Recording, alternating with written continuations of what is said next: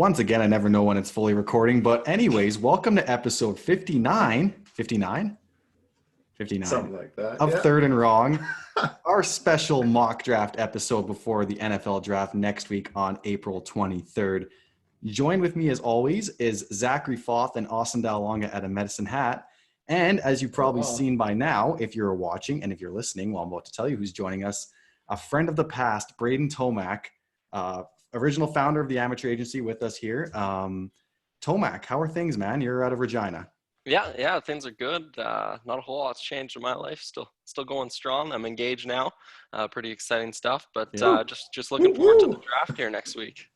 Not a whole lot's changed. I'm just engaged. Yeah, nothing. Yeah, it's a big life event. Par for the course. Yeah, we're good. No, congratulations, Tomac, and thank you for joining us, man. You back in MHC, just to kind of refresh everyone, we all kind of became friends with our joint love for football, and that's kind of how this whole blog started with. We debate this stuff on end or to no end in group chats when people are trying to study when we should have been studying in the F wing at Medicine Hat College. And that carried into when we went beyond our time together at Medicine Hat College. But really excited to do this, Tomac. You've been a wizard of the draft as long as I've known you. So really excited to get your takes on this. And basically how we're going to do this, guys, is 1 through 32. We've rotated each team that we kind of had an eye on and that we wanted to do a mock for. So we're going to go through and kind of justify that pick. And we're just going to let it rip. So on the clock, first overall, the Cincinnati Bengals after a putrid season. Zach, who do you have them taking here? Any suspense? All right, guys. They're actually going Jordan No, I'm just kidding. No. I think this is a pretty easy one for everyone. If you're looking at any mock drafts, if you're looking at any draft analysis, after the season he had, everyone's going Joe Burrow. I don't think I'm going to have much attack on me here with this one. But I think Joe Burrow, with the season he had, Cincinnati Bengals need a face of the franchise. Easy pick for number 1. Awesome. Any thoughts on that, guys? Or is that pretty you don't see any surprises coming our way on that one? No, I think that if anybody who doesn't have any draft knowledge, that's all you need to know. Joe Burrow, number 1.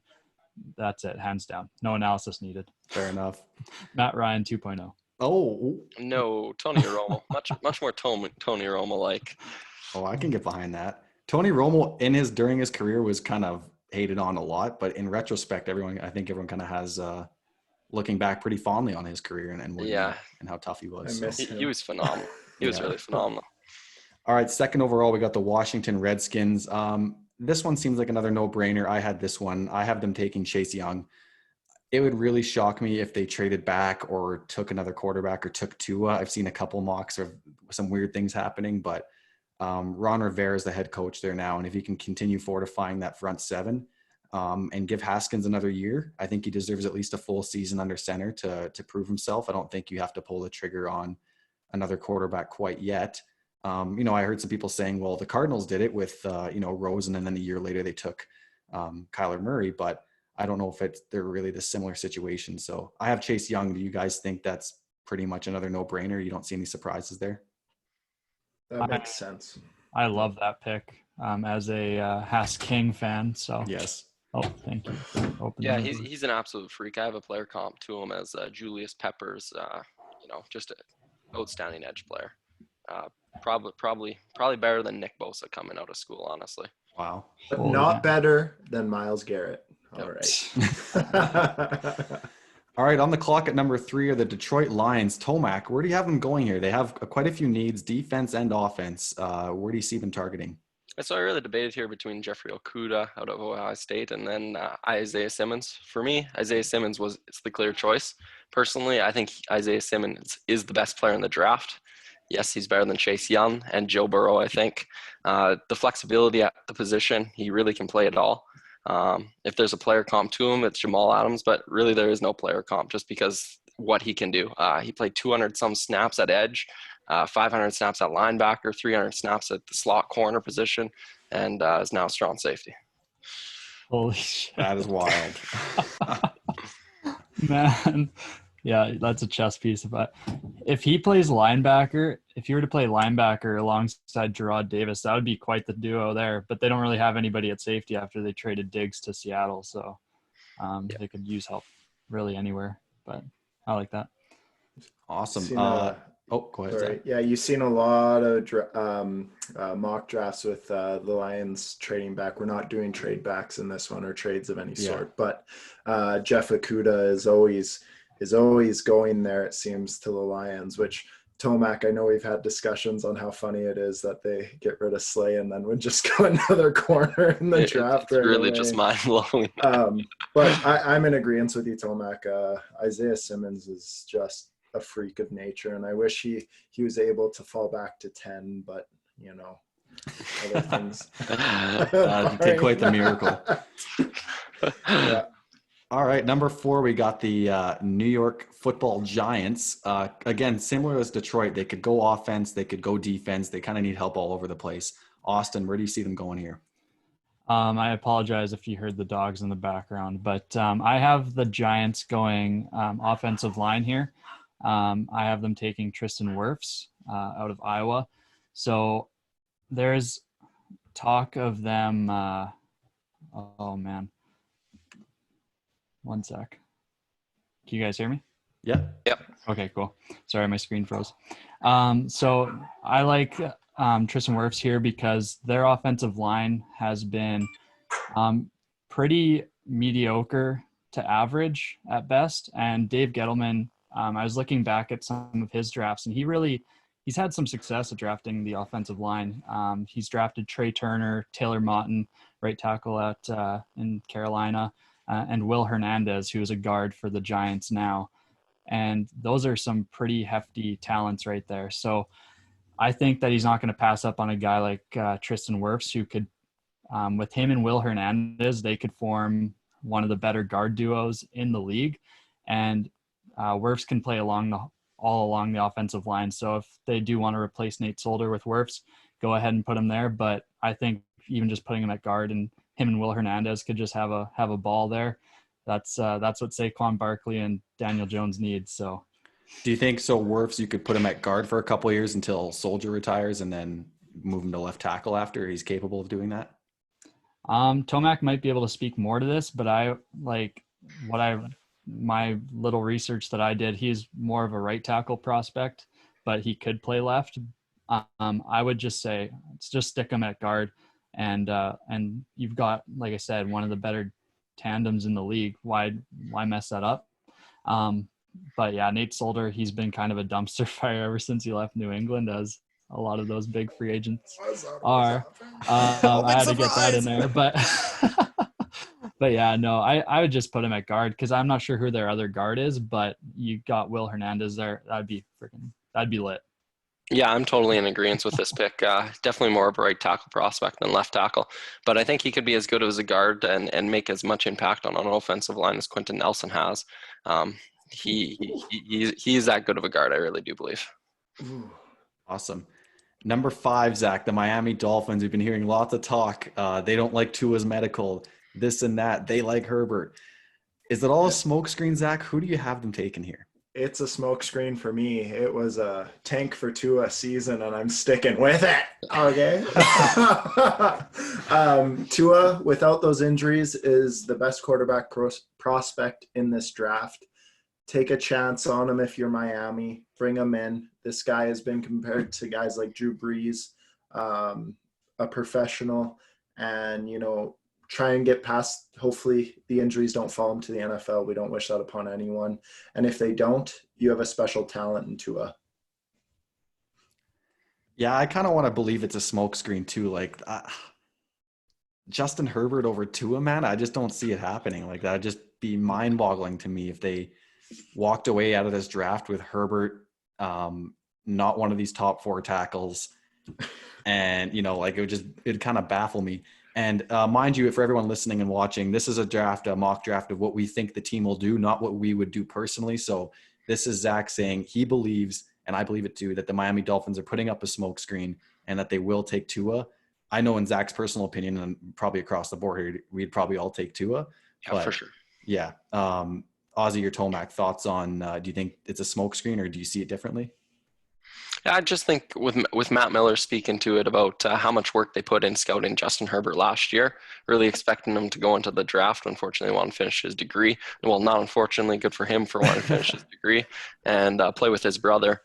So he went back to school. Really caught Miami off guards last year, supposedly. So Chris Greer believes he's the guy. He wouldn't be my guy. I definitely think Tua is the right pick. Yeah, I'm in agreement with you guys. I wouldn't be opposed to them taking one of the top tackles off the board here, and just being different. But I mean, you tanked, so you might as well get your guy. So yeah, I'd really enjoy them taking a tackle off the board here and hoping Herbert falls. You got 14 picks in this draft. You can easily move up from 18 more than likely, and still get Justin Herbert with the tackle of your choice. And I think that would be the play for me personally. I have something funny with this one. I don't know how many mock drafts you guys have been looking at with these guys, but it seems like every mock draft I listen to or I read online with having 3 first-round picks, majority of the time they somehow screw it up. And they're always like, after they're done the mock draft, it seems like every single one goes back to Miami and lists the 3 players that they get. And it's like, we had 3 picks and this is what we got. Yeah, which is scary as a Miami fan. Like, you want to hit on these, especially it's not with the often. rebuild, and right. It's not often you get 3 first-round picks. Like, you cannot squander that. Nice. You just can't. Yeah.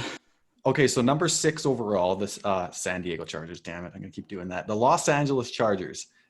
I believe they wanted Tua, but we're not doing trade ups or downs here. So if they want to get Tua, they're gonna have to trade up for him because I believe the Dolphins as well are gonna go get him. But in the event that they stay, I believe they don't see Tyrod Taylor as a long-term option. They're moving into this new stadium, and Tyrod, to me, and we've talked about this before, screams bridge quarterback. I think they're going to need a future face of the franchise, and I don't necessarily agree with it because, again, this isn't what I would do. This is what I think they'll do. I think they reach and take Justin Herbert here at number 6. They're going to want a future face of the franchise. And they passed on Cam Newton. They're confident in Tyrod Taylor, at least for the next year or two. And maybe they believe, hey, if we take Herbert and we can, groom him for the next couple of years, he doesn't have to go out there and make a bunch of mistakes. They take him and they have their future face of the franchise. Not what I would do personally. I'm not high on Herbert at all. But if Tua goes off the board in front of them and they haven't traded up, I think they take Herbert. They could go tackle here as well. I have that as a backup plan if Herbert were to go, but I think they signed Bulaga to be their right tackle, and I think they take a quarterback. Yeah, that's fair. Everyone had it's a pretty consensus thing seeing Herbert go in the top 10 right now. So I'm in agreement with you, Steve. Yeah, for sure. Me too. yeah, I would want them to, like, they've got the offensive line and the offensive pieces to support really any quarterback. So I don't know if they really need to go quarterback here, but yeah, like, I think that's just based on what we know, the knowledge that we have. Herbert's the guy. Yeah. Yeah.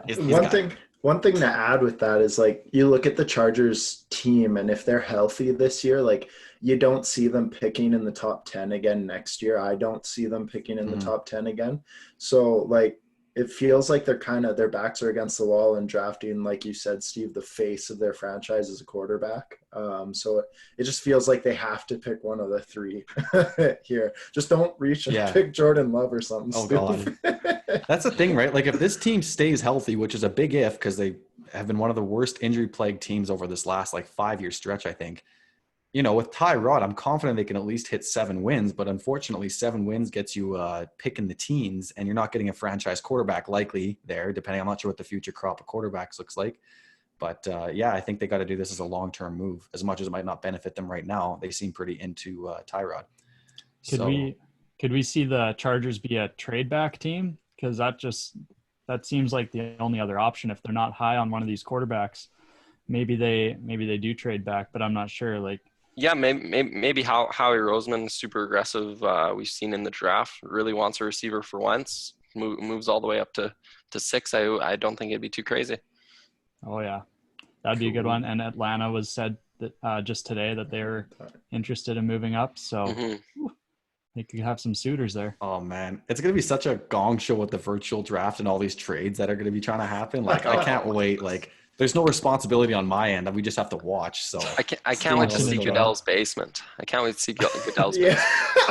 I'm not Bigger than sure. all of our houses combined. basement. Who knows what goes on down there? Okay. At number 7, we got the Carolina Panthers. Tomac, I've seen a lot of mocks. They them targeting defense here, more specifically defensive tackle. But you see it a little bit differently. There's someone that's been falling, and you think they go scoop him up.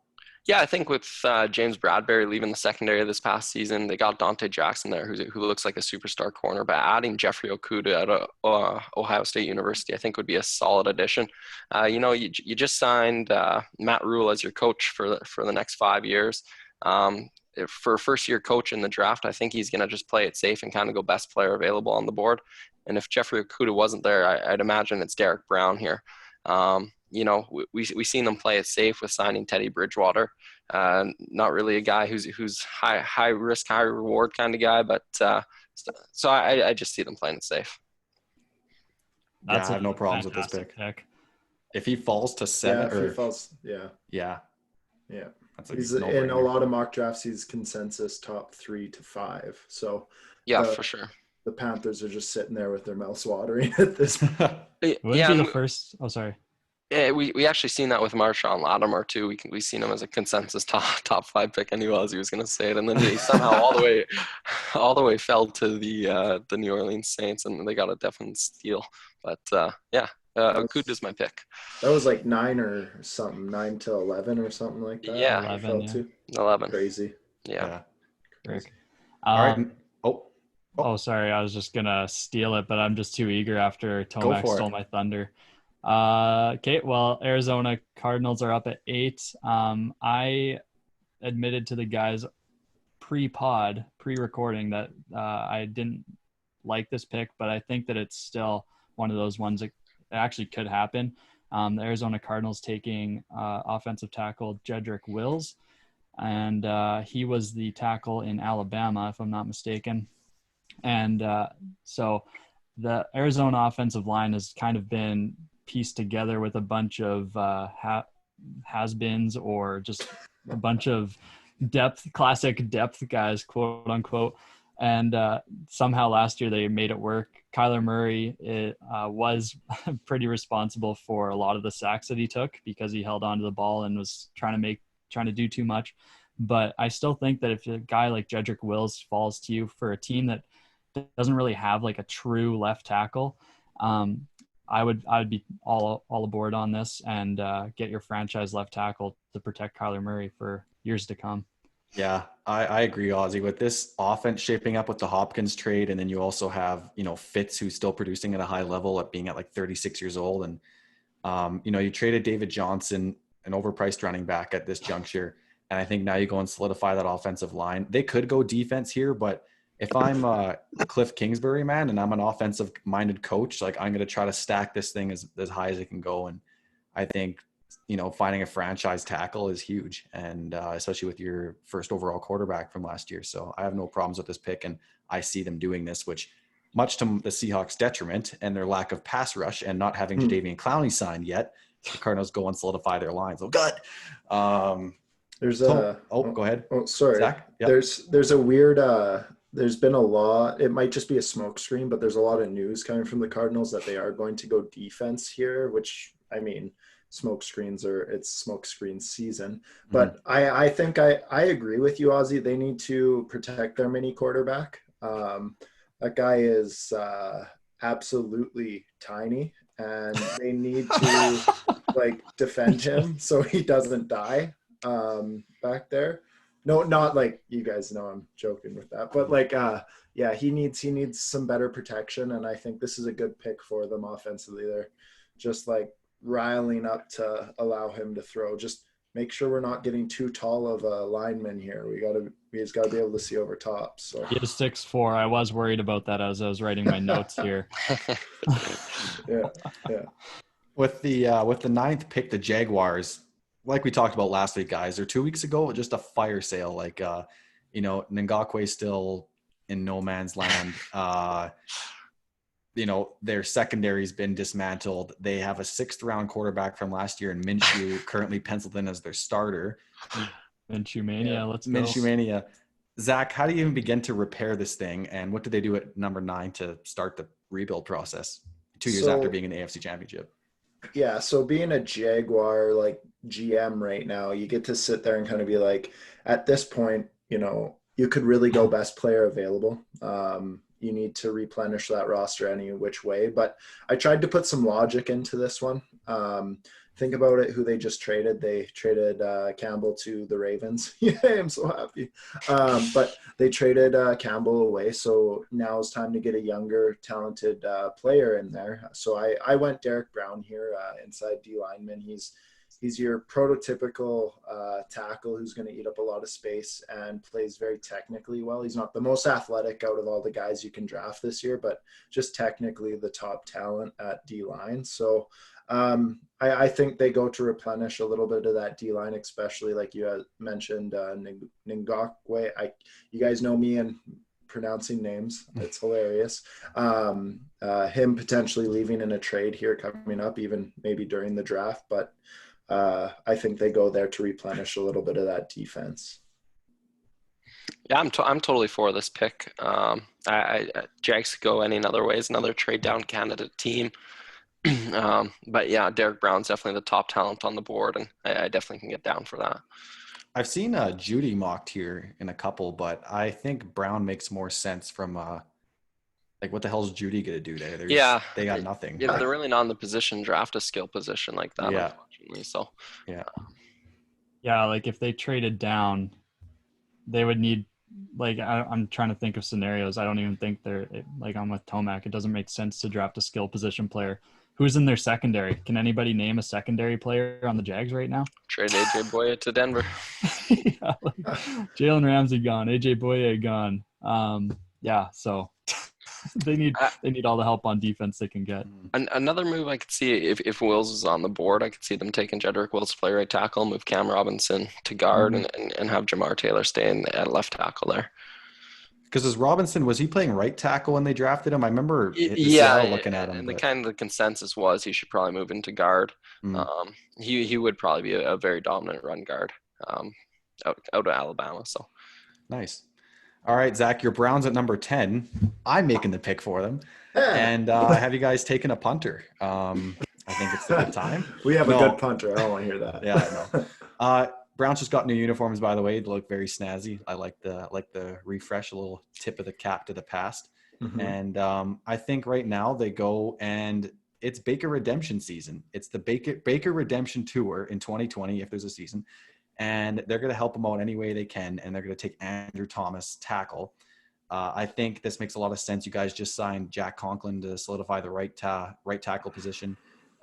You have really solid guards and an interior line. And I think this is just the final piece of the puzzle to really bring it all together for Baker. He has all the skill position weapons he needs now, even with the Austin Hooper trade. And I think, it's a consensus. You'll see it in every mock. They're taking a tackle.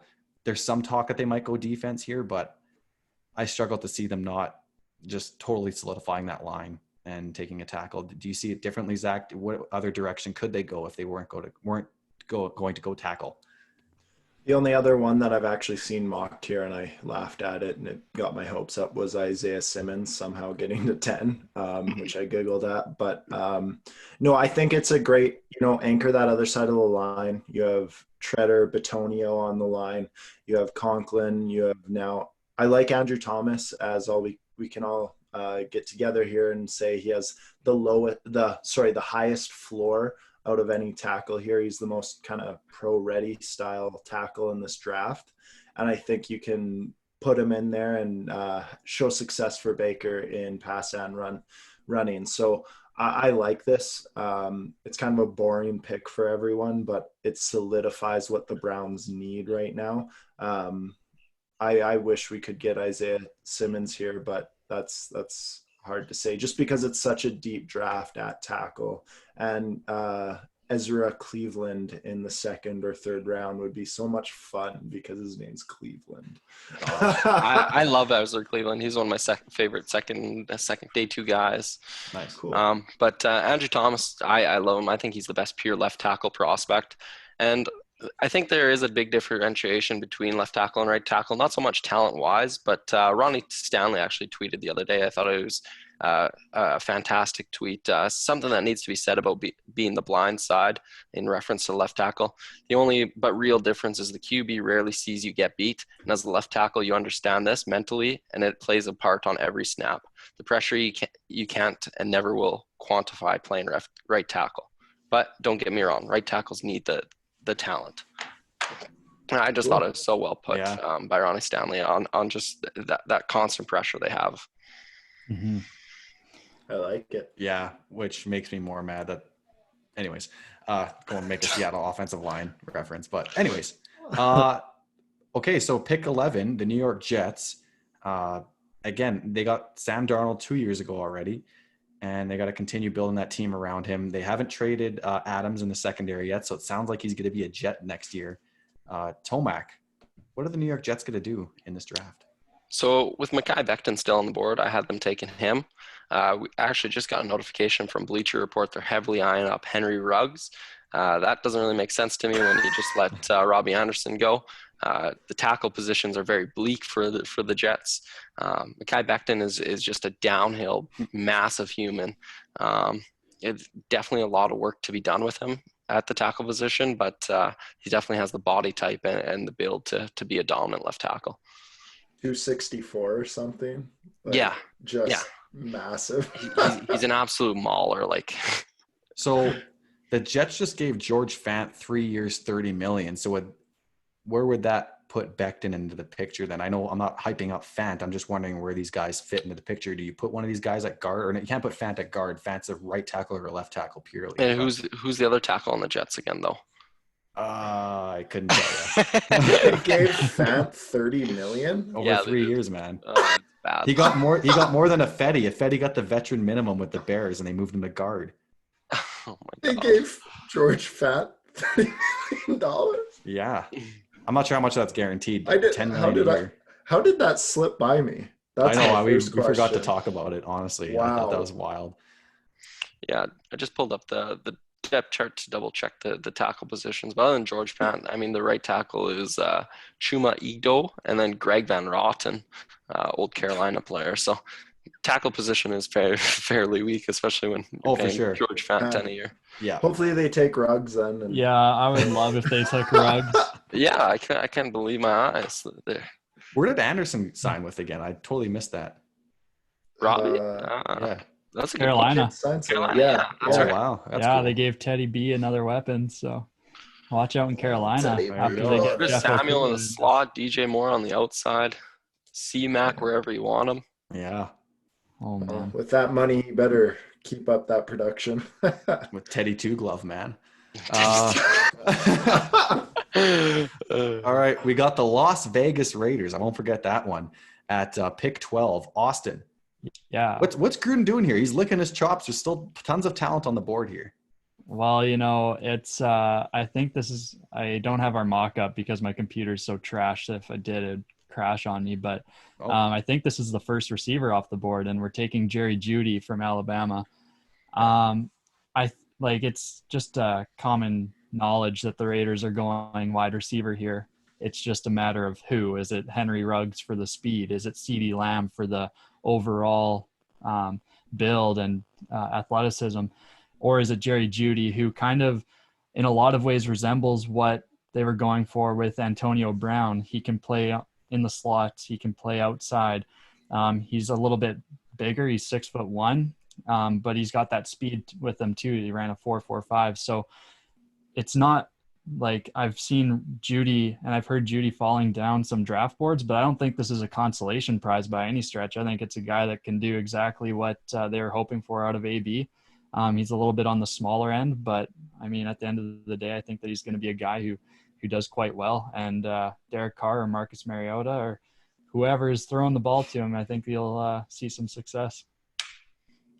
I like this pick, man. I think they go receiver no matter how way you slice or dice it up. It's definitely a need for them. The Brown experiment failed. Not really their fault. Brown just went off the wall. I like this pick. I think Gruden's going to be really excited to have him in the building.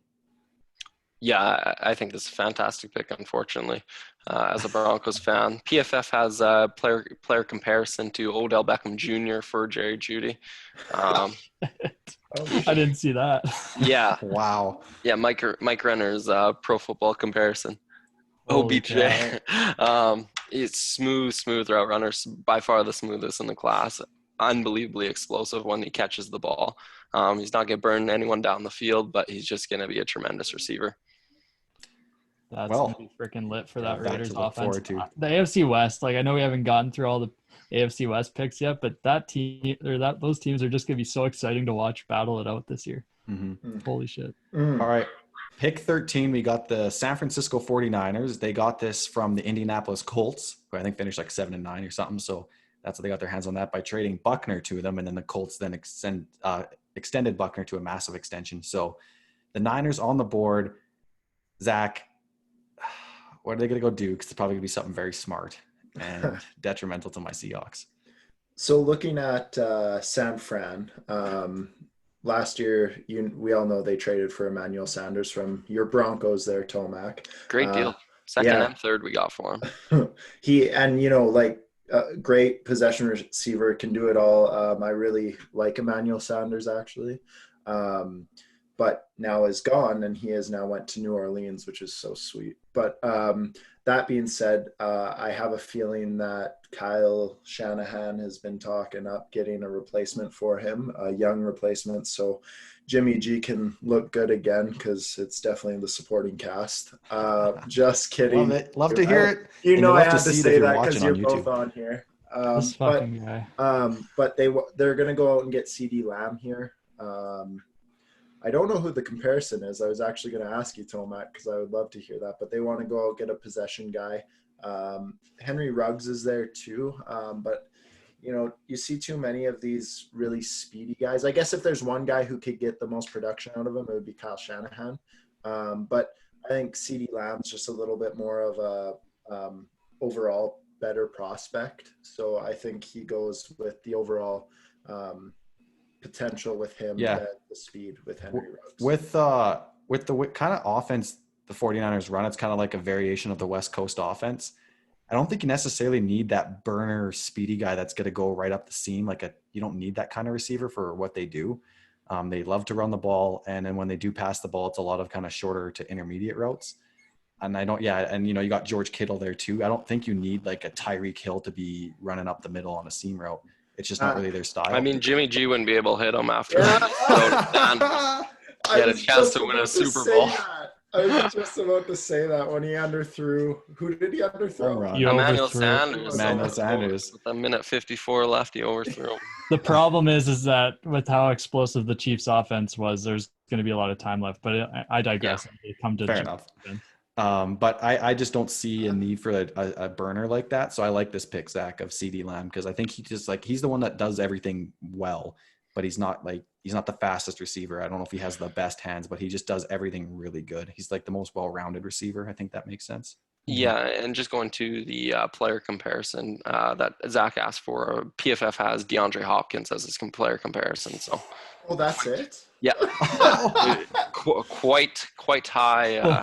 Wow. Quite high hopes between CD Lamb and Jerry Jeudy by Pro Football Focus. God damn it. Can't wait for Trey Flowers to go try to Hopkins is only worth a second. So. Yeah. And a running back. Now he has two David Johnsons in the backfield. Oh, God. Oh, man. Fellas, we're halfway through the draft already. We're on picks. No, we're not. We're almost there. I was looking at the rows. My bad. We're on pick 14. And we're at the Tampa Bay Buccaneers. And I think this is where the draft really kind of gets interesting, because this one I really struggled with on who they would take. So we know the big four tackles are gone. Wirfs, Wills, Thomas, and Becton all off the board now. But most of the mocks I've seen are like, well, they need to go protect Tom Brady. They need to go protect Tom Brady. And I've bought into it. I think they really do need to protect Tom Brady. And if we were doing trades, I think either A, they would, like Ozzy was saying the other night, they would trade up for one of the big 4 tackles, or B, they would trade back and potentially look at a skill position or defense. But for the sake of what we're doing here, no trades, and say they weren't able to find any trade suitors, I think with the position they're in, they'd have to reach for a tackle outside of the big 4 and take Josh Jones. He doesn't bring the same skill set those other guys do, but I was looking at their line, and I saw like a 2019 analysis on the Tampa Bay Buccaneers offensive line, and I think their right tackle has been in the league for 11 years now, and he's just does a pretty solid job. But their left tackle really struggled, and then he got hurt, I think, later in the year, which definitely didn't help. So they do need offensive line help, and I don't know if they would maybe reach for a guy. They'd realistically probably trade up if they wanted one of the big 4, but for the sake of what we're doing, I think Josh Jones is the pick here. I think they have to go offense for the sake of Brady. You have a window now with a 43-year-old quarterback. Yeah, I actually enjoy the pick. I think Josh Jones has a ton of upside to him. And when Donovan Smith retires, could take over the left tackle position too. Yeah, as you mentioned, Steve, this was kind of my thought, was that they would go tackle, and I thought they would trade up. I would actually just so that way it's on record, I would put my money down that the Tampa Bay Buccaneers trade to that 9th pick with their state mate, the Jacksonville Jaguars, jump ahead of the Browns, who everyone knows is taking a left tackle, and take a left tackle. That's cute. How much would that make Zach mad? A Tom Brady, team screwing the Browns. Man, they well, with Tom Brady being 43 years young, I think they need to do something like that, because how that's quite young for a quarterback in this league. So they definitely need to protect the old man. Very true. Very true. All right, we got the Denver Broncos at 15. Tomac, out of the luck of the draw, you ended up with this team here. Yeah. You have again, now you're a fan of the Broncos, but this isn't what you would do. This is what you think they will do. So what do you think John Elway has up his sleeve? So I definitely think John Elway drafts Henry Ruggs, receiver out of Alabama here. Benjamin Albright has said if Henry Ruggs is on the board, John Elway will not pass him up. I think everyone's kind of shell-shocked that Tyreek Hill's in the division and we want our own Tyreek Hill. But Henry Ruggs is not a guy who is Tyreek Hill. He does have a lot of speed. He ran a great 40 combine, but I think game speed and sprinting speed is 2 completely different things. Didn't really see him beat a lot of guys as an athlete here in college. A lot of it was scheme driven by Alabama. Tua throwing to him on the run, open space, making plays. But I think the best game to watch for Henry Ruggs fans would be the game versus LSU, where he had Christian Fulton on him. Christian Fulton absolutely dominated Henry Ruggs all game. Henry Ruggs wasn't able to beat him with speed. He played an NFL caliber corner and just got shut down. So Henry Ruggs is the pick, but I don't think I'd be the most pleased here. And what would you want them to do now? You want them to address the secondary? I'm hoping we trade down here, especially if there was a receiver on the board. Take an approach to the Eagles or the Vikings or someone, maybe even the Saints, if they want a defensive tackle like Levon Chase on. Trade down somewhere in there and just continue stockpiling picks. I love the honesty there on that one. Because that seems to be a position of need for you guys if you can find that guy to put opposite of Cortland Sutton. But for sure. Guys, it's the wrong guy. I love that honesty, Tomac. I actually love what you said, Tomac. I agree with you 100% as well. A guy like Henry Ruggs scares the shit out of me, because you see guys like Tavon Austin going at like 11, who is just this John Ross. Burst of speed. Daenerys Hayward Bay. Hayward Bay. That's who my comp would be, actually, is Daenerys Hayward Bay.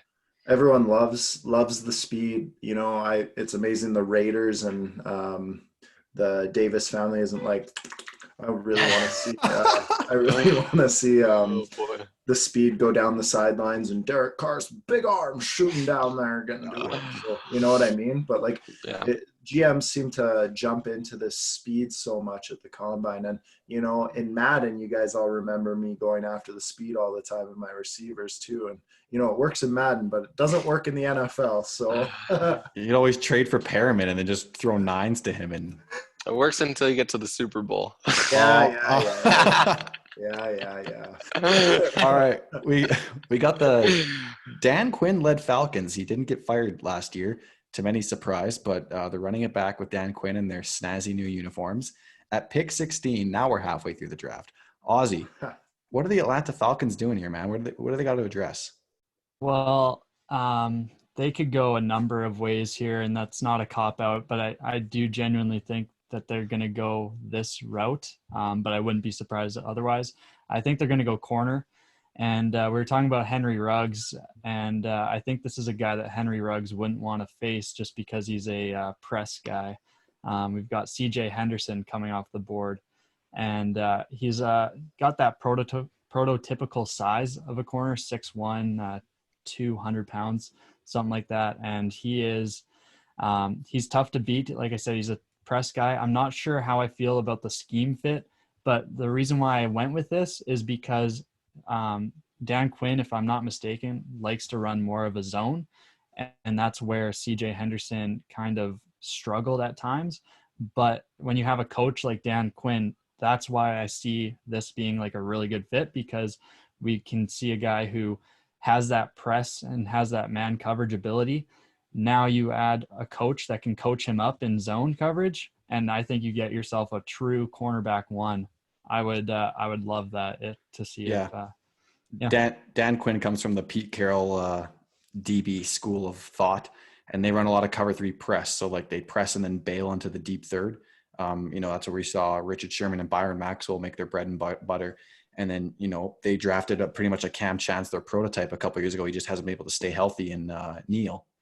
I think if you can develop Henderson's zone, then he fits really well. The fact that he's already a great man coverage corner, then, that's just icing on the cake. A lot's going to rely on them developing the zone aspect of his game. Yeah. In that scheme, I think it's definitely going to be a high risk, high reward type thing. But a coach like Dan Quinn, I mean, he's coached some really good defenses in the past, and I don't see why he couldn't be up to the challenge on this one. Very cool. Yeah. I wasn't sure. I had Tomac disappeared for a bit, so I wasn't sure. No, I have a very needy dog, unfortunately. So that's okay. Ozzy has one too. It's a little jaspy. I'm good with that, Oz. I think they're going defense here.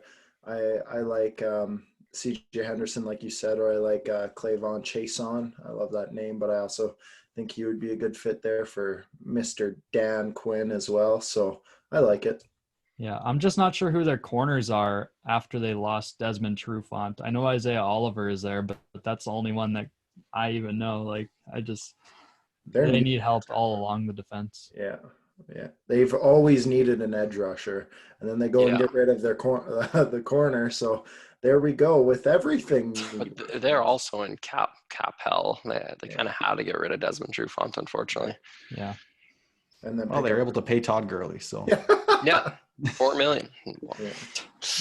Yeah, Isaiah Oliver and then Kendall Sheffield. Yeah, it's pretty bleak at the corner position. Well, next we got America's team, the Dallas Cowboys at pick 17. They could go in a number of directions. They first need to figure out if Dak Prescott will be playing quarterback for them. I've seen a couple crazy. Who was it? Was it Dan Orlovsky that was saying the Cowboys trade the Dolphins Dak and then go and take Tua or something? I just thought, I don't know, Dan Orlovsky, I don't know what he was. Maybe quarantine's getting to him. Yeah. I thought that was pretty wild. I don't know if they go and do that, but I thought the whole scenario was pretty hilarious. Thankfully for our listeners, we're not that far out. Zach, what are the Cowboys doing here? Are they trading Dak? No. I think this is a pretty quick one in Cowboys fashion. They're gonna pick a very super athletic defensive lineman and move on. So I have Javon Kinlaw here, freak of nature athletically, massive man, and very good, can play anywhere on the D line. He can eat up space and he can actually push the pocket back and get to the quarterback. This just seems like a Cowboys pick, being a D lineman. The other way they would go is probably a corner, but CJ Henderson's off the board here. I also thought maybe Chase on here as well. Just once again, another D lineman that the Cowboys go for in the middle of the first round. So that's my logic. Because that Taco, what was his name? Charlton. Charlton. He's Dolphins. Is he widely considered a bust now, or? He's with the Dolphins now. Oh, he's not with them anymore. Well, it shows how much I've been following that. So, yeah, outstanding pick here. I think Dallas Cowboys fans should be very happy if they get Javon Kinlaw. He's my 7th ranked prospect in the draft. But just how the boards play out, he falls. yeah, it's really like receivers on tackles just run the first half of this draft here. It's just so much talent there. Yeah, I think it's just because it is a deep position class for those two things, but it's just the elite drop off after the first 4 and first 3 receivers is quite substantial, although it is very deep. Yeah, you don't want to miss out on that. Same thing with the tackles after that top 3 or 4. Yeah. It's just like, what do you do?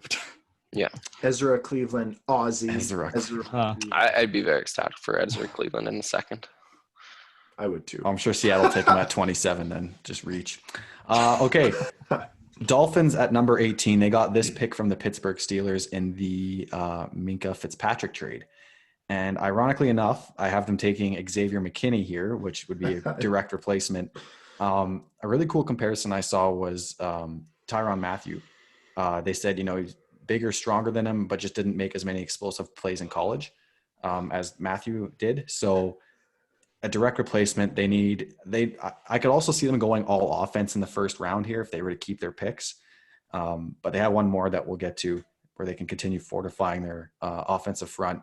But I think McKinney makes sense here. You also have to focus on the back end, and Flores is a defensive coach by trait, so I think it makes sense that they go safety here. Yeah, I agree. Yeah. Great pick. One of my processes with that, like you said, Steve, is Flores is a defensive-minded guy, and I've seen so many mocks going all offense first round, and I have a hard time seeing that get some talent on the other end for Flores to flourish as well, right? They Especially go to in that Flores. secondary. He's like, they go to his webcam, his Zoom, and he's just tied up with duct tape, and they've kidnapped him. Like, no, we're going all offense this. That'd be quite the secondary with Byron Jones, Xavier Howard. Howard. There we go, and McKinney. Yeah, because Byron Jones and Howard are the 2 top paid corners in the league. Yeah. So you get someone on a rookie contract like McKinney. There you go. Yes, I actually sir. forgot about Xavier Howard. I thought that he was released after there was some like domestic violence charge on him. I don't know where that stands, but I don't remember that at all. Swiped under the floor just I like was Tiny going to Kill. say Yeah. swiped under the carpet. I was going to say, Yeah. tell me that's funny. But not funny. That's horrible. But Yeah. Yeah, Yeah, completely gonna say horrible. that. Pretty Horrible bad. for us here. Yeah. Worse. It's worse to smoke weed than it is to beat your wife. Shame by the NFL. Yeah. Truly is a shame. Yeah, that's Roger from his basement. Wonder what if they saw weed in Roger's basement. Anyways, it'd be kind of ironic. So we got the Raiders at 19. They got this pick from Chicago. I believe this is part of the Mac trade. Yep. Tomac, what are the Raiders going to do here? So they already got Judy. Yeah, so I earlier, think so- they definitely need someone in the secondary there. Right beside Nazir Adderley, I think and Trevon Mullen. I think you put another Clemson corner in AJ Terrell. Gruden definitely likes his Clemson guys with Clelin Ferrell. Wow, marbles in my mouth. And they built up their linebackers. I think this is the biggest position in need for the team. that would be quite the addition to that secondary. We start to see after they added Corey Littleton and who was the second? Nick Kwiatkowski. Yeah, Corey Kwiatkowski Bigleton from is the other guy. from the Bears. That's right. Yeah, suck. No, Took me a sec to catch on to that, but yeah, no. After like that defense would actually be something else. Clelin Ferrell takes that next step. Whew. Yeah, that's gonna be a tough division.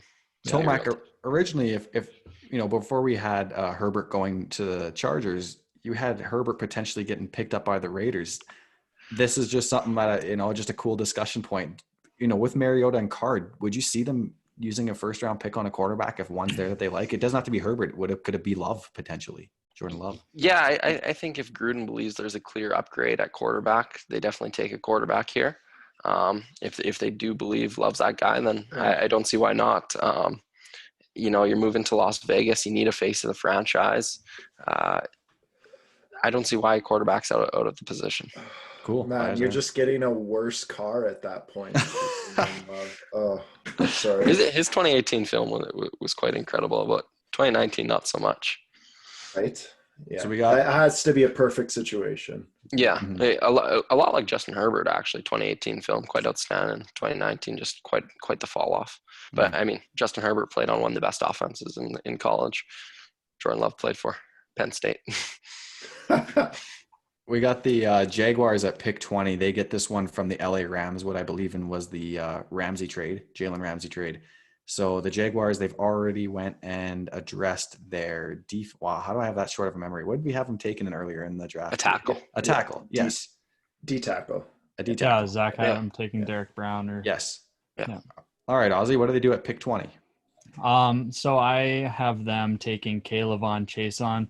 I think that this would be a dream scenario for the Jags because Kayvon Chason is Matt Miller's number 9 overall prospect, I do believe. So seeing him fall this far would be absolutely fantastic. He would be Yannick Ngakwe's replacement. So you go ahead and trade him, let Chason slide in there and be your pass rusher of the future. You could make the argument to go corner here. Like I mentioned earlier, who the hell do they have in the secondary? It's beyond me. But if you can build up a strong front seven, you can carry a pretty weak secondary. So I like that idea. And so with Zach having taken, it was you, Zach, right? Yeah. Okay. With Zach taking Derek Brown early for the Jags, I love this D-line. You've got Josh Allen from last year, Derek Brown, and Kayvon Chason, and then I believe they still have Marcel Darius too. So you've got quite the front four there, and then Miles Jack. Anyways, I'll let you guys add your analysis. Imagine, just imagine if they could keep Ngakwe. Yeah, thank you. And got Derek Brown and Chason in this draft. They have too much talent there almost. Quite the D-line. Quite the D-line. That'd be like the 49ers this past year, just rotating guys left and right. Yeah. It'll be good when Minshew mania falls. I want to believe in Minshew, man, but like there's such a small sample size. And the fact that they're not going to bring in competition, or like, why not sign Cam Newton to a 1-year deal? Like, I don't know. Like, you have nothing to lose by signing him, but if they really just run it back with Minshew, like I'm really questioning that. And not that I want them to reach on a quarterback here that they could otherwise maybe get in the 2nd or 3rd round, but I loved Minshew Mania. Like, it was cool. He's got the mustache, Uncle Rico, good brand. But like, right. I don't see how you can just give him the keys and have, Tim Buck Tommy as his backup, who, some undrafted guy. Like, you need competition there. Am I wrong? I 100% agree with you, Steve. They can't just hand Minshew. Oh, there's your puppy. Oh, yes. They can't just give Minshew the, I think the reason he thrived so much last year was because he was trying to prove himself with Nick Foles being out and injured.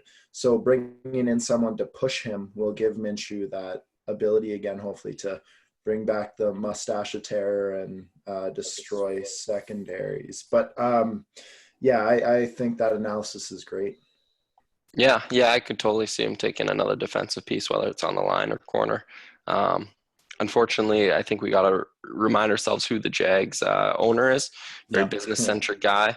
I don't think he's going to pay a first-round pick money to sit on his bench. And another thing is Minshew Mania sells tickets, kind of like Tebow time. Tebow wasn't a great quarterback either, but Denver's TV ratings were through the roof, and every game was exciting to watch. Oh man, I didn't think about that, Tomac. That's very meta, but it's very true that obviously plays a part in some of these owners. Yeah, for sure. Man. And Khan is that's his CHAN. Khan is very, very business focused. He's a financial mogul. So makes sense. All right, at pick 21, we have the Philadelphia Eagles. Tristan's team, Ian's team. Zach, they need help. They were injured across the board last year. They're rocky road with Alshon Jeffrey. They traded for Darius Slay, so they solidified their secondary. Where are they going at pick 21? Well, not only me, but every single mock draft you will see or hear, they are going Mr. Justin Jefferson, wide receiver out of LSU. I'm correct on saying that. I just think, they're going to build some weapons here now for Wentz. They're going to give him a young guy who they can really build a chemistry with, get him on that rookie deal and start creating that chemistry. And as every Eagles fan, I'll say go win a few more Super Bowls, but we'll see about that. I love the pick here, Zach. Unfortunately for Justin Jefferson at LSU, he only ever played in the slot. He never played on the outside. He's an incredible route runner. I can definitely see him being a guy who's 13 years into the league and just has a completely great career, kind of like a Vincent Jackson or a Stevie Johnson, like someone like that who just constantly go through, but never truly elite. But definitely a solid pick. Definitely a wide receiver Jackson. 4 too.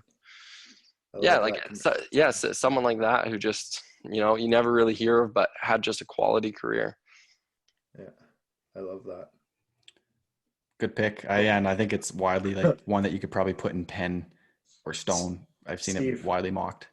You looked at me there when I said win a couple more Super Bowls. That wasn't me saying that. I'm the Eagles fans say that, by the way. So I just wanted to clarify. Yes.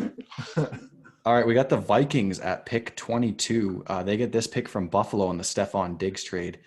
And in a sick twist of fate, I think they go and take a wide receiver here. I think if you were to put if it was just based on talent, Diggs would still be a Minnesota Viking. But there was other things at play there. I don't think he got along with the coaching staff, or it was a contract thing, but he got traded. If it was just a talent thing, he'd still be on that roster. But now they need someone at the receiver position. And because of that, it is a deeper class, and this could be a potential trade back candidate if they didn't want to take this guy this high. But I have them taking Denzel Mims. I just think it's a good fit there to put on the outside across from Thielen. I don't know if they put Thielen on the slot, but my only concern with Mims is just some of the stuff I've been reading on him is that he's good with his hands, but he also kind of struggles with contested balls. So he has drops when, there's guys in close vicinity of him, and his route running isn't as refined as many would like, especially compared to the top crop of receivers that we've seen go in front of him. But you traded Diggs. Probably they didn't want to, but they're going to need talent there. We saw Kirk take a decent step last year, and you can't have that regress by not having the talent surrounding him. So a bit of a reach, but it's what I think they will do. I don't know if I'd do it myself, but they kind of put themselves into a bind by trading Diggs. I think it was after all the free agency madness happened, so they didn't really leave themselves with a lot of options. Laquan Treadwell is not the answer at wide receiver. Oh God, so I forgot about him. Yeah, so I think you're spot on with having to take a guy even if you're reaching, and you hate to see it. I like trading a pick or trading a guy like Diggs just to reach for a guy and hope that he's that with the same pick. It makes me feel grungy as just like as a fan, and you just hope it works out for the Vikings if you're a Vikings fan. But I mean, it just doesn't seem right.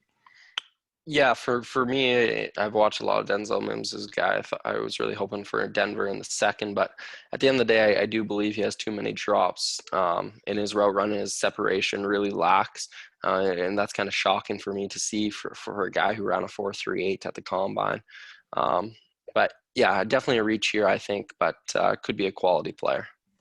Which is ironic. You go from Stephon Diggs, like arguably one of the best route runners in the NFL, to this guy who I read his routes lack salesmanship. So he's not very deceptive at all. So yeah, and he scored really low on like the lateral speed test in the combine. So I think people are just eyeing up that 4.38 way too much.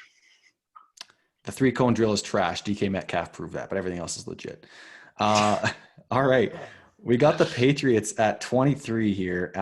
And by the luck of the draw, Ozzie didn't get to pick for his team. It was Tomac. So Tomac, what is Bill going to do here? Is he going to go get the heir to the Brady throne? I really debated this pick, but I end up going with Kenneth Murray. He's a 245-pound brick shit house. He gets asked to blitz lots at Oklahoma. He's a great run stuffer. Unreal lateral quickness.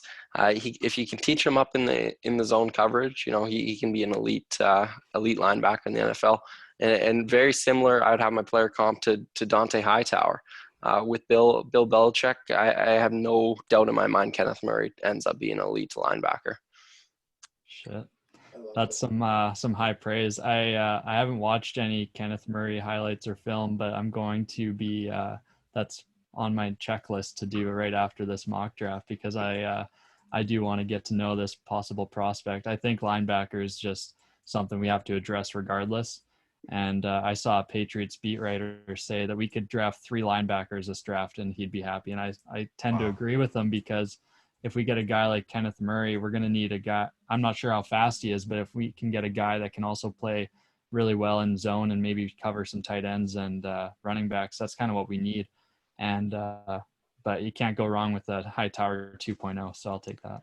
Yeah, I think another great thing about Kenneth Murray is if you're coming up a team like the Baltimore Ravens, who has Lamar Jackson, he's smart enough to sit on the read out options, but he's quick enough to go get Lamar if he needs to and seal the edge. So he's unbelievably quick laterally and just a pure run stuffer.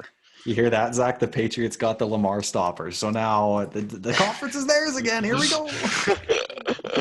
Tomac, you forgot to say, though, they'll be playing the Ravens at like 2-11 will be their record at that point. So they might be able to stop Lamar for that one play, but they weren't able to stop anyone else. Ozzy, Stidham. Odds out of 10. Speaking of Stidham, odds out of 10. What's the likelihood the Patriots would take a quarterback in the first round in this draft? Odds out of 10? Yeah, out of 10. 0. Wow. Bill never. I could really see them Jake Fromm in the third and Jake Fromm win the starting job.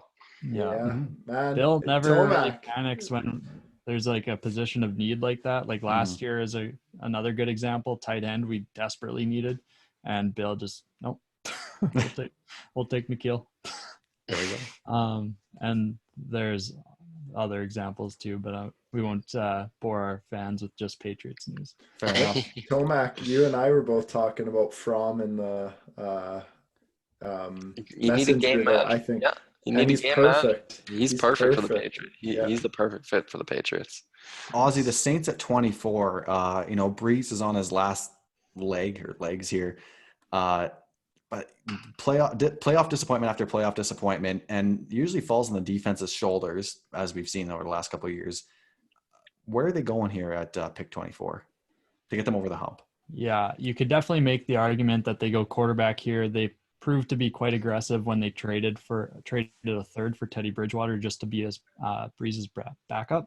But I don't have them going that route. I have them addressing a need at linebacker and taking arguably the best linebacker in the class if you don't count Isaiah Simmons as a linebacker, and Patrick Queen from LSU. So I think that you get a guy who's going to be able to stop the run, but who's also really freaking fast and can cover tight ends and running backs.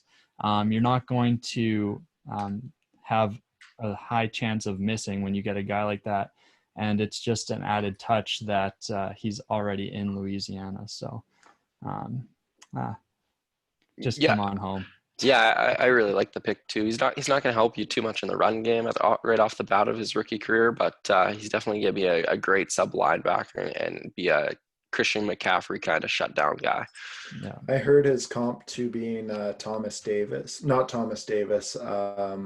Davis with the Saints there. Right now. Demario Davis. Thank you guys. It's close, but I've heard that's his comp, and man, I would love that. Nice. I agree with that pick. I think they definitely got to address the defense. I think, with getting Emmanuel Sanders, their offense is all but set. You just hope Brees has enough in the tank to keep doing him. He's still breaking records. You just need that defense to comply when it matters most, and we haven't seen them capable of doing that. So I think this pick really helps them out. We got the Vikings at 25. Is that from Buffalo again, or did I mess that up? They have 2 first-round picks from Buffalo? One's their own. One's their own. I just put that in wrong in the doc. Yeah, My 25 bad. their own, yeah. This is the amateur agency. You use that once an episode. Okay, so we got the Vikings pick here. Anyway, Zach, you have them addressing the defense. Where are they going? Yeah, so we have it here where they've addressed offense. Now they took Mims, wide receiver. Now I think with Rhodes being out of the picture in Minnesota, I think they go with Jeff Gladney, just with the players off the board already at corner. I think now Gladney is a smaller player, but he plays ultra competitively. That's what he's actually known for. Plays a bit bigger than his actual size, but I think he fits right in that aggressive defensive style. And somebody like this, I feel like Zimmer would jump on that if he was available at this pick. They lost all their cornerbacks, so I'm all for this pick. Yeah, they lost Rhodes, who signed. Trey Waynes. Oh God. Mackenzie Alexander looks like to be a bust. Alexander. Yeah, so they're only left with the 2018 first round pick and Mike Hughes. And I'm definitely fond of the Jeff Gandy pick. I think all these guys you could argue they're second round guys or first round guys. A name that's kind of surprising on the board still is Christian Fulton. I could see that guy going there too if he's on the board. Very cool. We got the Dolphins with their third and final pick of the first round, and they got this from Houston in the Tunsil trade, I believe. So it's all coming together. Dolphins with the 26th pick.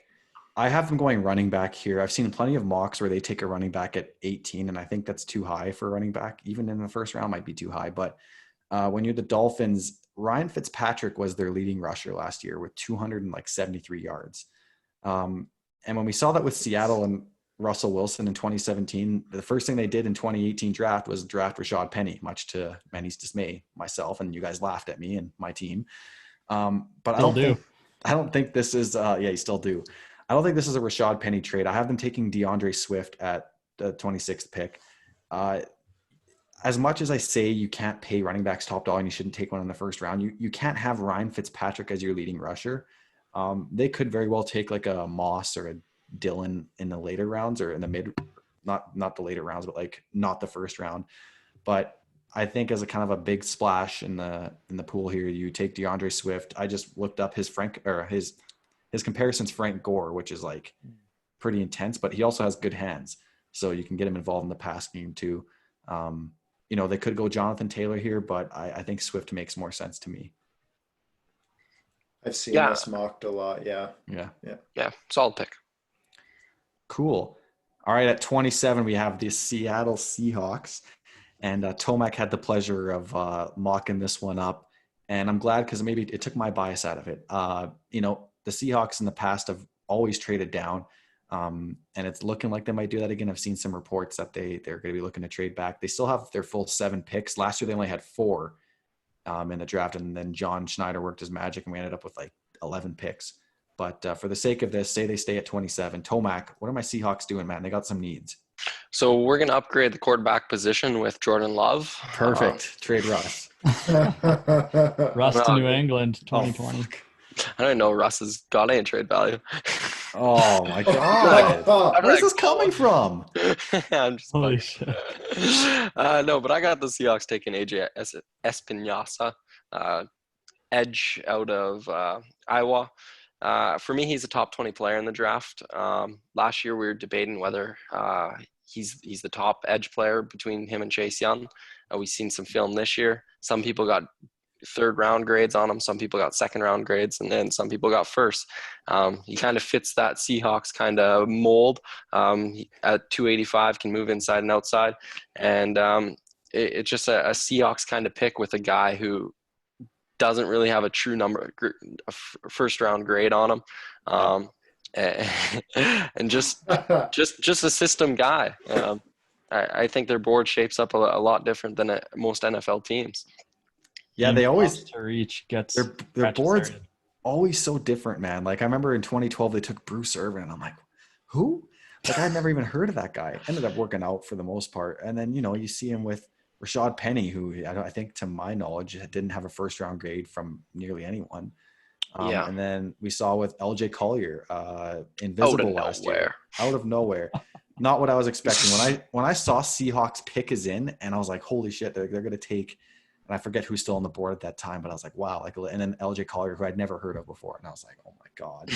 Classic Seahawks. And he didn't do anything. So if they took, maybe Jeremy Chin's the guy this year like that. I've Like seen third round grades on him. PFF has a 6th round grade on Jeremy Chin. Holy shit. That sounds And now like he's a getting very first round buzz.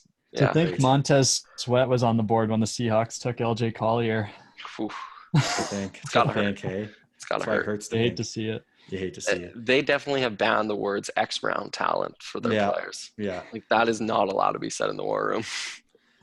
I could see them taking offensive line here. I've seen Austin Jackson at a USC, and if it's a USC player, Pete's done his homework. He has connections there. But I don't know. They've paid Brandon Shell from the New York Jets 2 years, $10 million to be their right tackle. I don't know if they go Austin Jackson if they paid that guy that amount of money. So yeah, if I was to take a tackle for Seattle, it'd be Lucas Niang. Perfect right tackle for their system, I do believe. Cool. I was also hearing Cesar Ruiz there as well. Yeah. I think you told me that, Steve, because getting rid of Britt would save $11 million. So. But they haven't done it yet, which concerns me. Right over to Denver. You guys need a center? All right, right. we do. Oh, Patrick Morris. We got Patrick Morris right now. We'll take Vaughn. We'll take Vaughn, and he's yours. We got the Ravens at 28. We're over an hour here, fellas. We don't want to rush us though. This is good content, really great discussion. So we got the Ravens at 28, Aussie. 14-2 last year, and then crap the bed against the Titans. They weren't able to stop Derrick Henry. Do they go defense to try to fortify their run defense, or do they get Lamar Jackson some more help? Zach mentioned Cesar Ruiz, and that's who I have the Ravens taking. They just lost their Hall of Fame right guard, Marshall Yanda, to retirement. So I think you go grab a guy who can shore up that offensive line. And even if you had a replacement for Yanda at that time, I still think that you can never go wrong adding depth to an offensive line that's going to be doing a lot of protecting for Lamar Jackson. And we saw it this past year with the Rams, or maybe it was the year before, but oh no, it wouldn't have been. That was their Super Bowl run last year, where the offensive line just fell off, and so that was because of injury or age, whatever. I don't think the Ravens are a team that's going to really panic and say, "Oh, we failed against Titans because of defense." Derrick Henry is just so impossible to stop. Like seeing pictures of that guy don't do it justice, but he just looks like a freaking tank. And it's no wonder why nobody could stop him. But I think they go. I would say Cesar Ruiz is a fantastic fit for this offense, and just shores up that offensive line, as I mentioned. It almost seems like a steal at 28. Like he seems like a pretty top end guard and center prospect. I couldn't see him going into teens or nothing like that, but for him not to go in the high 20s and him to fall on a 14 win team's lap, that's pretty crazy to me. There's a lot of mocks that happen. Go ahead. Got that Harbaugh connection. The Joe Michigan. Yeah. Ruiz, some of the plays Michigan had asked him to pull from center and kick out to pass the tackle, and the guard, it's just incredible athleticism he has. So I could definitely see him seamlessly transition into guard, no problem. And he's only 20 years old, so. Wow. Yeah, it's weird because you look at Cesar Ruiz and like you said, Tomac, the things he was doing in college, but I've seen a lot of second round grades on this guy. He's slowly moved up the board now into the first round, but prior to that, seeing him on the second round and in majority mock drafts, I was quite shocked. I think it's more on his build. He doesn't have the length and such that everyone's looking for, but he is also a center. But just interesting, I thought I'd add. Yeah, if Denver traded down, this would be one of the top names I would have on my board. Very cool. So we got the Titans, the miracle run last year, got them to the AFC Championship against the Kansas City Chiefs. Got them the 29th pick in this year's draft as well. We kind of saw them address their edge rushing by signing Vic Beasley, who, got 8 sacks last year. They put him at that outside linebacker spot in that 3-4 defense. They traded Jarrell Casey for a 7th round pick, which was odd. but maybe just a cat measure more than anything to Tomac's Broncos, hence the fist bump from Tomac. Zach. And they also lost Jack Conklin. Where are the Titans going here? They re-signed Tannehill. They got Henry on the franchise tag. They're running it back with the offense. What are they doing? Yeah, so to what you said there, one big problem, they lost Conklin, who was a big run blocking right tackle for them. Amazing in that sense. And a big reason for when Henry ran on the right side, as Ozzy pointed out, he's a massive running back with tons of speed and very good, but he's still got to run behind that wall there. I think they reach a little bit, get Lucas Niang. Where does he play from? I'm not sure. TCU. Thank you. He's projected as one of the better run blocking tackles in this draft. So I'm thinking they're going to shore up that offensive line again with losing Conklin to these bad boys right here. But I think it's just a perfect fit, maybe a little bit of a reach, but you're picking at 29 here. You pick what you need at this point. So I think it's just a perfect fit. Yeah, I love the pick there. Great call, Zach. Thank you.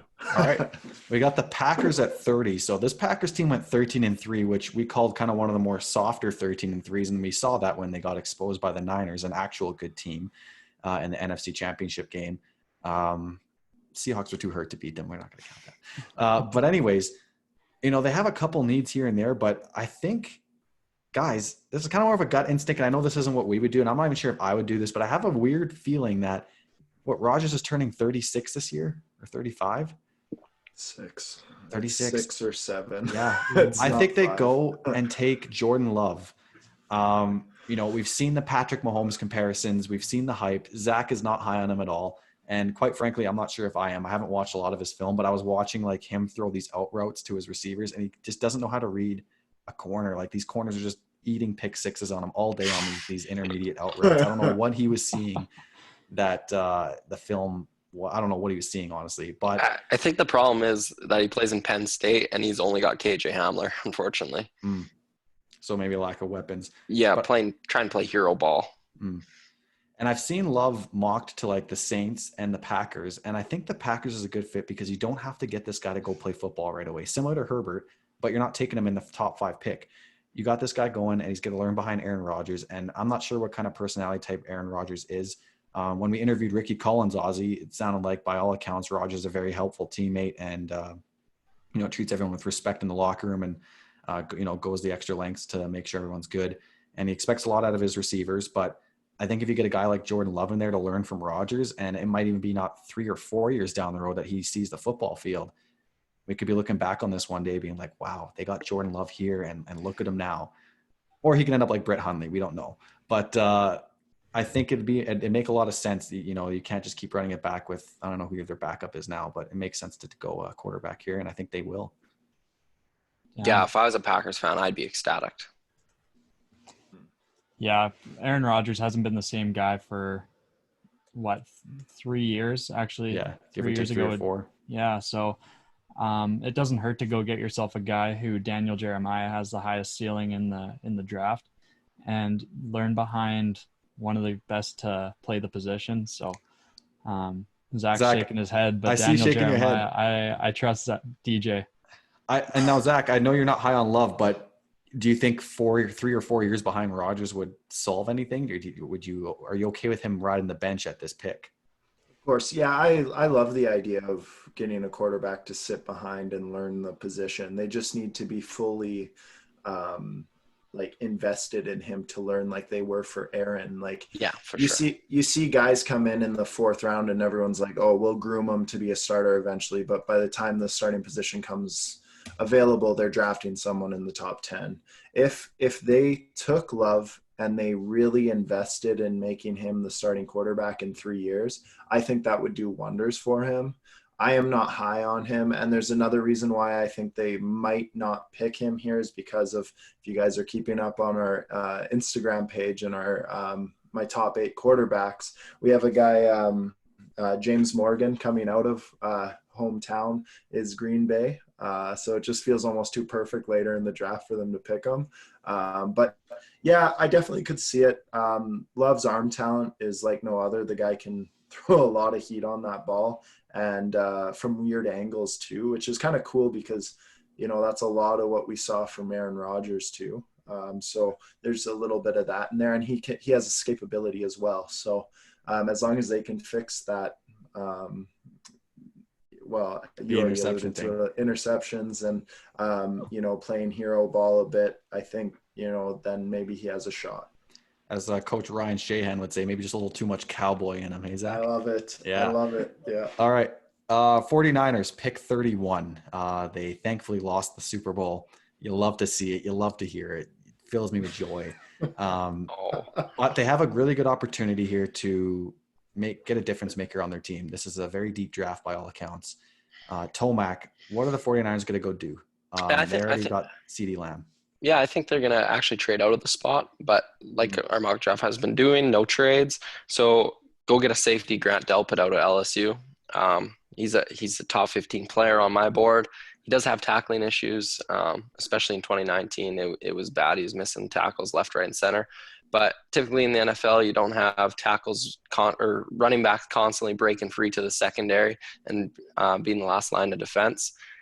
You just put him in that deep third of the field, and nothing's getting by him. He's extremely fast, great athlete, and just such football IQ. Tackling you can teach. Athleticism and football IQ you can't. When you've got that defensive coordinator for the 49ers, what's his name again? Robert Saleh. You got Robert Saleh. If he's coaching Grant Delpit, he's not letting them miss no tackle. So that would be fantastic. I would love that fit. You just won't get beat over the top if you have Grant Delpit. Yeah. So no Tyler Lockett seams? Not on his side. Say goodbye to that, and DK Metcalf is getting shut down. Oh, there we go. Russell Wilson, 3 picks. Okay, well, that's enough of that. Kansas City Chiefs, Super Bowl champions, pick 32. You know, they could use a little help at running back. They might keep Chris Jones now, is what you guys were telling me on yesterday or Monday's call. So, Ozzy, to wrap up our mock draft here, what are the Kansas City Chiefs doing here to potentially keep them and maybe build the dynasty? The D word's been getting thrown around a lot lately. Oh, yeah. Well, first of all, I want to say I think that the Super Bowl champs could easily trade out of this spot and just kind of accrue ammo for future trade ups, I would say, more than anything. It's not like they need the draft picks per se. But I have them taking Jalen Johnson, a cornerback. And reason why is off the top of my head, I couldn't really think of many weaknesses on this team other than D-line if Chris Jones goes. But based on our call and our conversation, it doesn't sound like that could be the case. And running back, but when you've got Patty Mahomes, like they could just plug and play any running back, it looks like last year, and they're fine. So I'm going corner here. I don't think Bashaud Breeland is really a guy like they just re-signed. He's not going to be your number one guy. Jalen Johnson's more of a traits guy who can turn into that cornerback one. And he's going to be good at man coverage too. So as he's a big press guy. So I think that would be a great pick if it worked out for them. Then that really shores up that secondary. And not only do you have a strong passing attack already being the Kansas City Chiefs, but teams are going to have a tough time passing on you. So nice. You'd hate to see that. Yeah. If Jalen Johnson falls to the Kansas City Chiefs at 32, I really think that's an amazing pick for them for being at pick 32. Yeah, Jalen Johnson. He's my corner 4 in the draft. Outstanding corner. Christian Fulton never went in the first round, which is completely likely actually. A lot of buzz. He's fallen out, but that's another corner on the board. I could definitely see them taking. Corner's a weird one. Oh. I was just going to say, corner's a weird one because Marshawn Lattimore fell in 2017. Greedy Williams last year fell to the second round to Zach's pleasure. So it's just one of those weird ones that same thing with some wide receivers like DK Metcalf being a prime example last year where you just you never know. It's very it's just it's really jumbled mess, and it comes down to what fits your system the best typically, with how good those corners are. Yes, sir. And Nick Bond too is another one that we have falling out of the first round. I've seen him mocked to Seattle. What's that? Zach Bond, the linebacker. Yeah. Oh, why did I say Nick? Zach Bond. My bad. Zach. Nick Bond. Yes, he's falling out of the first because he does not exist. Tomac, thank you again for joining us, man. I know you got to get going here soon. Once again, a pleasure. Yes, Tomac, one of the founding fathers of the amateur agency, and you're welcome back on anytime, man. We might need you back on, talk some football if there's not a season. So, sounds good. Tomac, before you go, where can everyone find you? I don't even know my Twitter, at Braydon Tomac, BrayTomac on Twitter, and at Tomac21 on Instagram. Awesome. Well, we're looking forward to talking more football with you on social media. Really quick, Zach, where can the fine folks find you? It was awesome having you on here, Tomac. Thank you. To shout that out. And you can find me on Twitter. You can find me living the dream on Twitter at Zach Foth, or on Instagram at ZachFoth_. Ozzy? You can find me on Twitter and Instagram at AustinPaul_. That's Austin with a Y. Not an I. Not an I. I was waiting for Steve to do the. I'm not doing that anymore. No. You can find me on Twitter at SteveBolin22. You can find me on Instagram at SteveBolin_. And be sure to follow all our agency accounts, guys, on Facebook, Instagram, and Twitter. We're rolling out these really cool things. Zach's doing his top 8 quarterbacks. I'm doing top 8 wide receivers. Ozzy's doing top 8 defensive ends. Something like that, yeah. Something like that. It could change. It's always fluid. And obviously, we're going to post our mock on our accounts as well, just so you guys have a visual of it. And then obviously, you're listening for the explanation. So interact with us. If you guys disagree or agree, let us know. DM us individually. DM our accounts. Let's get the conversation going, guys. We're all quarantined, kind of cooped up. Let's talk some football, man. That's we're all good for it. So definitely hit us up, and thank you for listening. Last note next week. Oh. Ketchup does not belong on craft dinner. Oh, didn't ask. Oh, no. I love it. Yes, yes. Godspeed, everybody. Oh, damn it, Tomac.